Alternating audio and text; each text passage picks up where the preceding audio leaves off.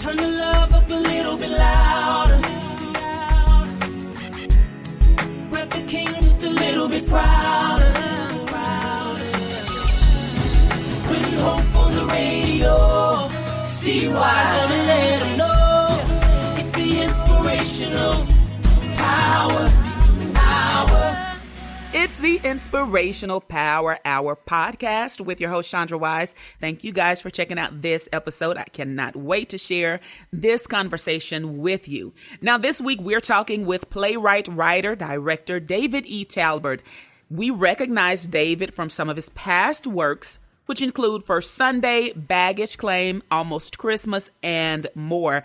This week, he's here to talk to us about his latest Netflix release, Jingle Jangle, A Christmas Journey. And I don't know if you guys have gotten a chance to check it out. Please check it out if you have not.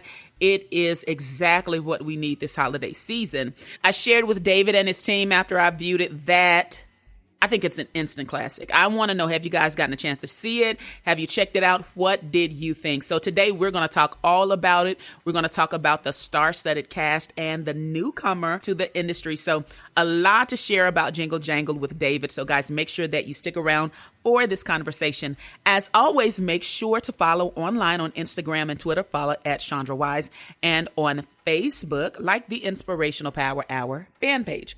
All right, guys, let's get right into my conversation with David E. Talbert. It's the Inspirational Power Hour.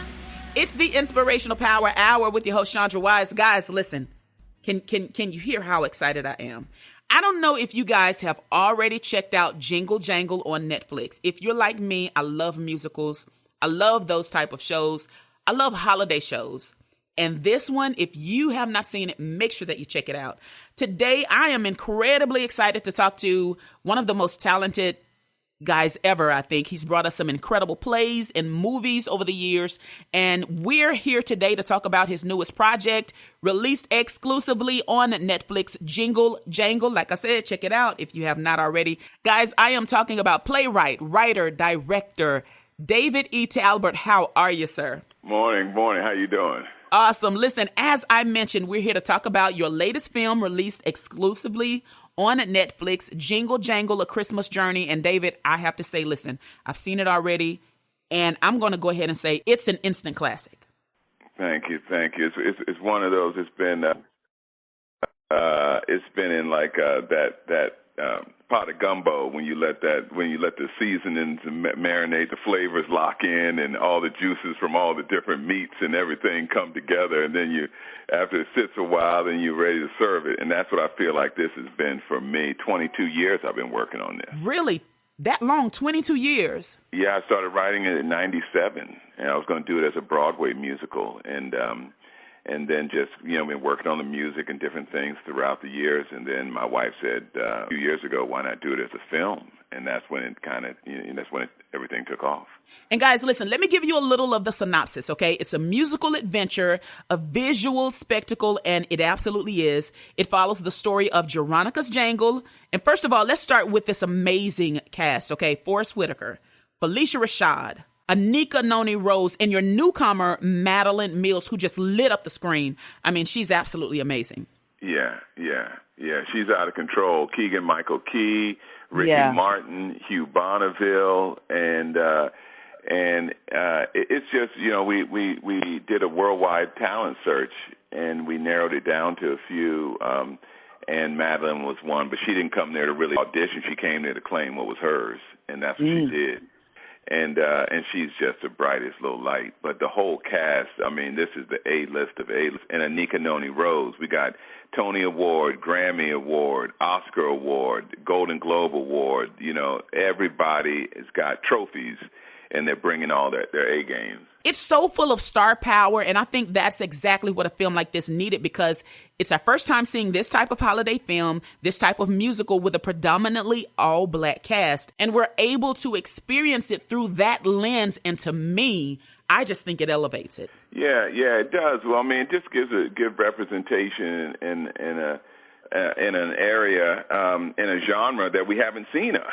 You know, I grew up to the Willy Wonkas and Chitty Chitty Bang Bangs and all Mary Poppins and all that stuff, but you know, we never saw us represented in those worlds. So it was important for me with a 7-year-old little black boy for him to see people that look like him in worlds of wonder and flying and soaring and being innovators and scientists and inventors.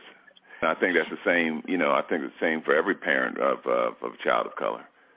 And you know what, David? I think it also allows us to see our creatives and really see the range that they have. We've seen them in dramatic roles and comedic roles. And in a film like this, it really allows us to see another side of them and to see that range. Yeah.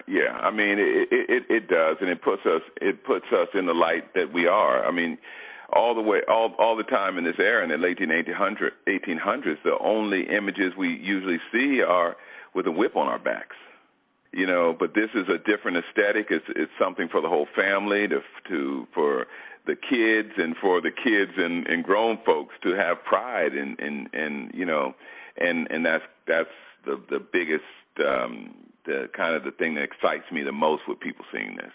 So, David, what was the biggest challenge in making a film this big? It's just kind of going back to school and learning on the job. But the biggest challenge is the faith in yourself and the faith in the vision, and that everything you're set out to do, it will find a way to come to pass. And I don't believe you'd be given this big idea, this big vision, without being given the wherewithal to bring it to pass. So I don't operate my life, you know, kind of with fear. Everything I've done, from plays to novels to films to now this, which is the biggest. But, you know, as big ideas, I was given this idea to bring it to life, and we did.